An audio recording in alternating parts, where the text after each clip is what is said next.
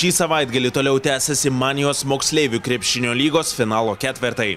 Vilniuje kovėsi 4 geriausios jaunučių, gimusių 1996 metais vaikinų A krepšinio čempionato Manijo komandos. Aukso medaliais pasipuošė aikštės šeimininkai Vilniaus Šarūno Marčiulionio krepšinio akademijos Blankomet krepšininkai. Jie finale ganėtinai lengvai 91-62 nugalėjo Kauno Arvydo Sabonio krepšinio centro auklėtinius.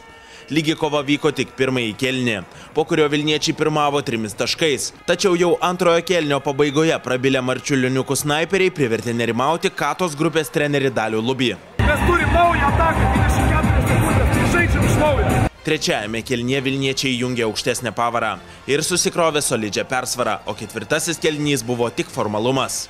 Nugalėtojų gretose 21 tašką pelnė ir 10 kamuolių sugriebė Domantas Pavlovskis.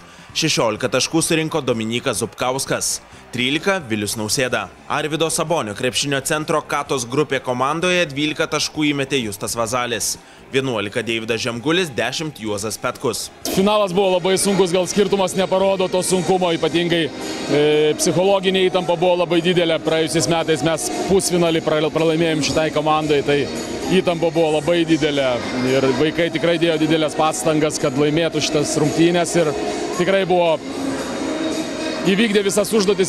Agresyvumo, manau, labiausiai pritruko, nes varžovai gynėsi agresyviai, o prieš agresyvų žaidimą reikia agresyviai žaisti. Aišku, pirmą pusę biškį nusivylęs teisėjavimu esu, bet kai pralaimi tiek taškų, nelabai gali pykti ant teisėjų.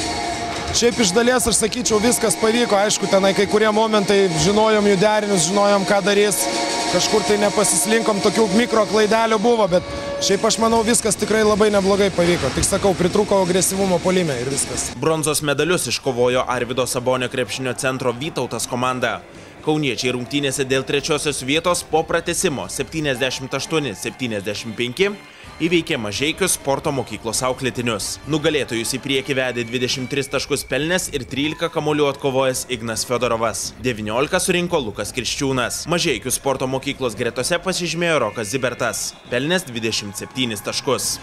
Naudingiausių žaidėjų penketuke 2 čempionai – Dominykas Zupkauskas ir Tautvydas Paliukėnas, kauniečiai Ignas Fiodorovas ir Justas Vazalis bei mažeikiškis Rokas Zibertas.